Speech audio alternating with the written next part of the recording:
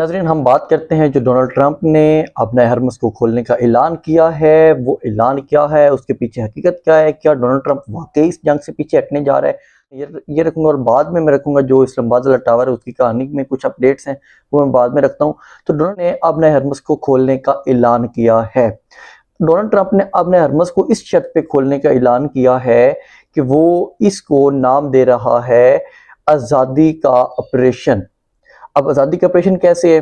हमने आपको बार बार बताया था कि डोनाल्ड ट्रंप यहाँ से निकलना चाह रहा है, कि वो इस जंग में गलत तौर पे फंस चुका है। अब वो इस जंग को ख़त्म करने के लिए यहाँ से वापस निकलने की कोशिश, उसने इसका जो नाम रखा है आज़ादी का ऑपरेशन फ्रीडम का ऐलान किया है।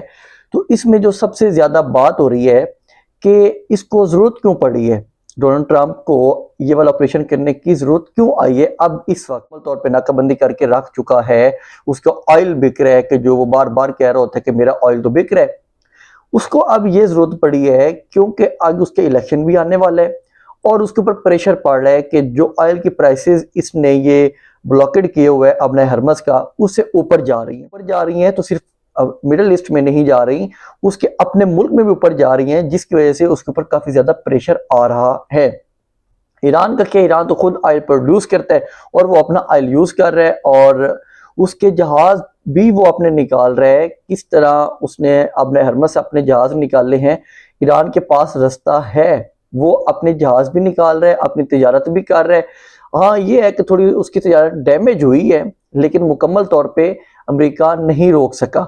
इसलिए अब अमेरिका इस शर्मिंदगी से बचने के लिए ये वाला काम कर रहा है कि हम यहाँ से इस अपने हरमस को खोलें। उसके लिए उसने वजूहात क्या पेश की हैं कि अपने हरमस को खोलने की वजूहात क्या उसने बताई हैं। सबसे पहले वो कह रहे कि मुझे जी इंसानी हमदर्दी है।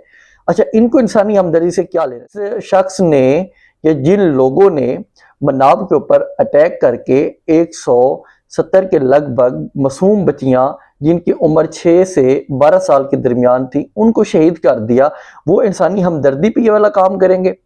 वो कह रहे कि मैं इंसानी हमदर्दी के लिए ये रास्ता खोल रहा हूँ। उसमें जो अभी तक मुबैना तौर पे इतलात है कि 1000 से ज़्यादा जो शिप्स हैं वो फंसे हुए हैं अपने हरमस में, और 20,000 से ज़्यादा मल्लाह हैं जो वहाँ पे फंस चुके हैं। वो कह रहे कि मैं उनको निकालने के लिए ये ऑपरेशन शुरू कर रहा हूँ ताकि वो यहाँ से निकलें और अपना रास्ता नाप सकें, क्योंकि उन शिप्स के अंदर जो 1000 है उनमें खुराक भी है, उनमें और भी काफ़ी ज़्यादा चीज़ें हैं। तो वो कह रहे कि मैं उसको खोलने के लिए ये वाला काम कर रहा हूँ। ये उसका पहला पॉइंट था।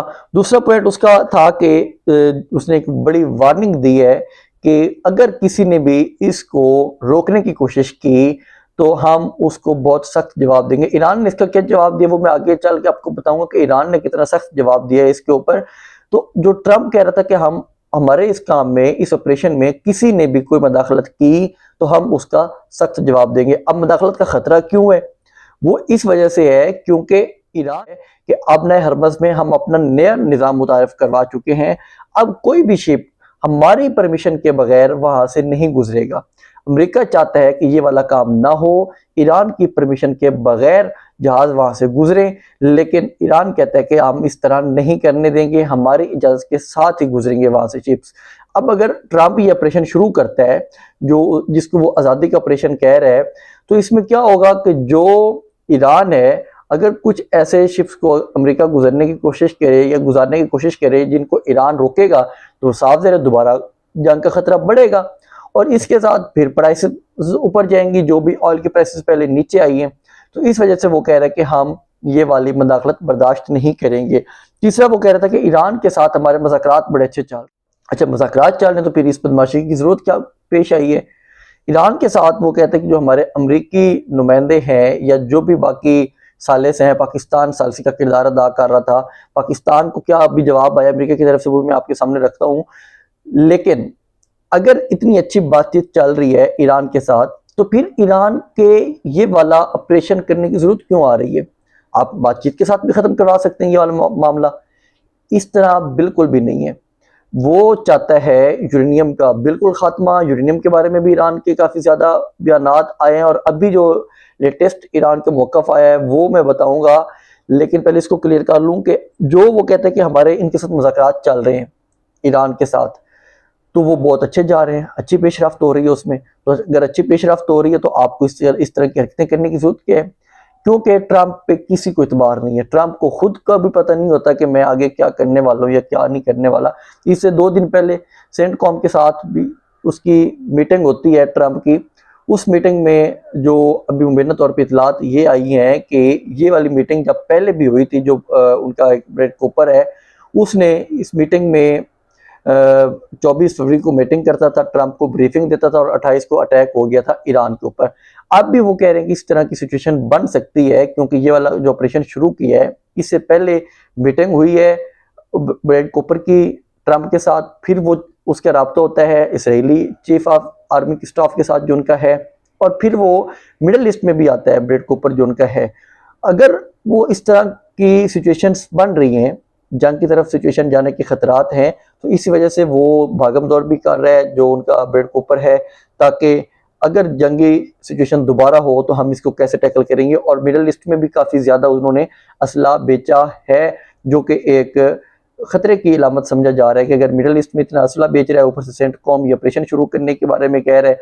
सेंटकॉम भी यही कह रहा है कि अगर हमारा ये जो यूएस नेवी का ऑपरेशन होगा, इसको फ्रीडम के नाम से जिसका ऐलान किया उन्होंने, तो उसमें कोई भी रुकावट हम बर्दाश्त नहीं करेंगे।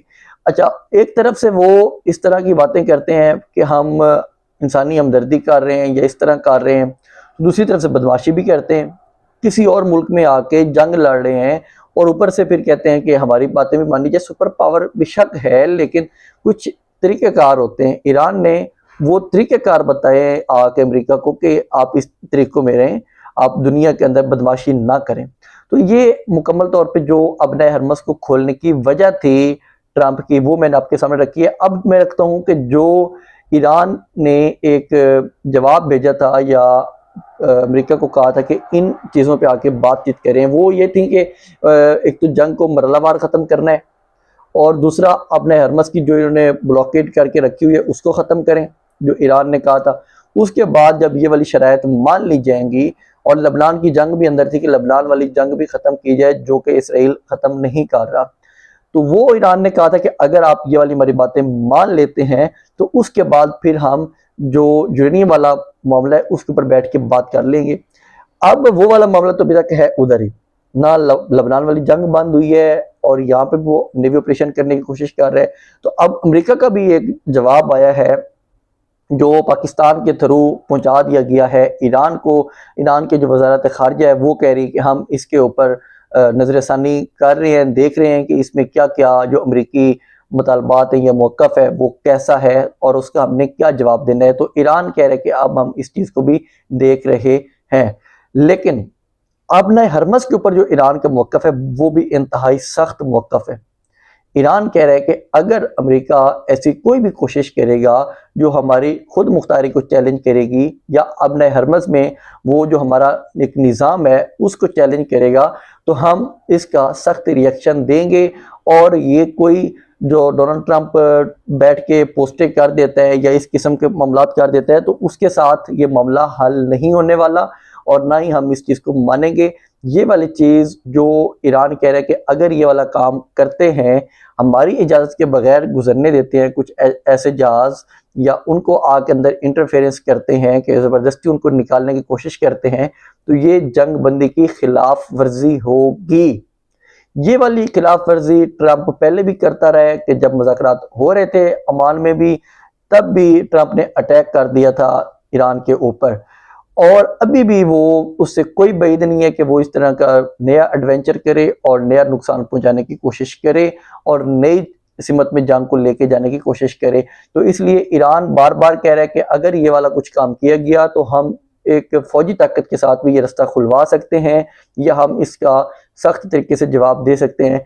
लेकिन अब देखना होगा, क्योंकि उसने कहा है कि 4 तारीख सुबह से जो मिडल ईस्ट के मुताबिक टाइम है हम ये वाला ऑपरेशन शुरू करेंगे। तो ये जब ऑपरेशन शुरू होगा तो वो भी हम अपडेट्स आपसे शेयर करेंगे। तो उसके बाद जो ईरान ने कहा था कि हमारी शर्त है यूरेनियम के हवाले से कि ये वाले मामलात कर ले अमेरिका, कि अपने हरमस की नाकाबंदी खोल ले, लबनान जंग ख़त्म कर ले, तो उसके बाद हम यूरेनियम पे बात करेंगे। यूरेनियम का उन्होंने कहा था कि हम जो 3.5 3.5 जो यूरेनियम है अफजूदगी हम उतना इस्तेमाल करेंगे, और वो यूरेनियम इस्तेमाल होती है सिविलियन काम के लिए, मतलब कि बिजली घरों में इस्तेमाल होती है, बनाने के लिए, बिजली बनाने के लिए भी इस्तेमाल कर सकते हैं, या इस किस्म के और भी जो सिविलियंस यूजेस के लिए होते हैं यूरेनियम, वो इस्तेमाल कर सकते हैं। तो ईरान ने कहा है कि हम इस मकसद के लिए यूरेनियम इस्तेमाल करेंगे, हम ये वाली गारंटी देंगे, और इसमें जो भी ममालिक अंदर इंटरफेरेंस कर रहे हैं हम उनको साथ बिठा के इस मामले को भी हल करेंगे। और जो क्योंकि जो हथियार बनाने होते हैं ना, उसके लिए चाहिए होती है 90% अफजूदगी हो यूरेनियम की, फिर जाके एटमी वारहेड बनता है। ईरान कह रहा है कि हम इसके लिए तैयार हैं कि हम सिर्फ सिविलियन यूज़ के लिए अपने पास रखेंगे जो भी यूरेनियम होगा हमारे पास। तो इस वजह से वो कह रहे हैं कि हमारे साथ ये बातचीत होगी बाद में, लेकिन ये वाली बात पहले हम नहीं करेंगे, ये वाली बात होगी जब हमारी ये शर्त मान ली जाएंगी, उसके बाद फिर हम इस मामले पे डिस्कस करेंगे। अब ये वाली चीज़ जो है काफ़ी महरीन ये भी देख रहे हैं कि अगर ये वाला मामलात होता है, यूरेनियम का भी हल निकलता है, तो फिर ये एक बहुत अच्छी पेशरफ्त है इस पूरे खिते के लिए, क्योंकि खिता ऑलरेडी जंग में फंसा हुआ है। तो वो कहते हैं कि एक अच्छी पेशरफ्त हो सकती है पूरे खिते के लिए, और इसमें जो ऑयल के प्राइसेस ऊपर है, महंगाई ऊपर गई हुई है, उसमें भी कमी आ सकती है। लेकिन जब ट्रंप बार बार इस तरह के करेगा, खिलाफ वर्जियां, जंगी खिलाफ वर्जियां करेगा, तो ईरान कहते हैं कि हम फिर कोई भी अच्छी हमसे उम्मीद ना रखी जाए कि हम इसका बड़ा अच्छा सा जवाब देंगे कि चुप करके बैठे रहेंगे और हम कहेंगे ठीक है आप यहाँ पे जो दिल करता है करते रहे। तो वो कहते हैं हम इस तरह हम बिल्कुल भी नहीं करने वाले, हम इस चीज़ का बहुत सख्त जवाब देंगे। तो मैं आपको आखिर में थोड़ा सा अपडेट कर दूं कि जो ख्वाजा साद रफीक साहब है उनके बयान आया है कि वो कहते हैं कि मेरे जो नाम पे ट्रांसफ़र हुए हैं फ्लैट्स जो सिचुएशन 1 वाले, वो मेरे नहीं हैं। वो मुझे नहीं पता कि किस तरह मेरे नाम पे हुए हैं, कि मेरा सोशल मीडिया मैनेजर है उसके अकाउंट में पैसे भी आए हैं और उसने मेरे नाम पे वो वाले फ्लैट्स बुक करवाए हैं। तो इसकी मैं थोड़ा सा पोस्टमार्टम करूंगा बाद में कि ये किस तरह ख्वाजा साद रफीक साहब ये फरमा रहे थे, और वो कह रहे थे कि हमारा इनके साथ कुछ लिंक नहीं है। बहरहाल ये मैंने उनका मौक़िफ़ आपके सामने रखा है, लेकिन इसके हक़ैक़ क्या है वो भी मैं आपके सामने रखूँगा, और जो भी डिटेल्स हैं वो मैं नेक्स्ट व्लॉग में आपके सामने ज़रूर शेयर करूँगा कि ख्वाजा साद रफीक साहब ये किस तरह नया अंदर पिंडोरा बॉक्स खोल के लेके आए हैं कि उनको कुछ पता नहीं है। इसके हक़ैक़ हमारे सामने बहुत जल्द आएंगे, और इमरान खान साहब के केसेस भी हैं, उनकी भी अपडेट्स में आप लोगों से नेक्स्ट व्लॉग में शेयर करूँगा। तो इसके साथ ही मुझे इजाज़त दें, चैनल को सब्सक्राइब जरूर किया करें। अल्लाह हाफ़िज़।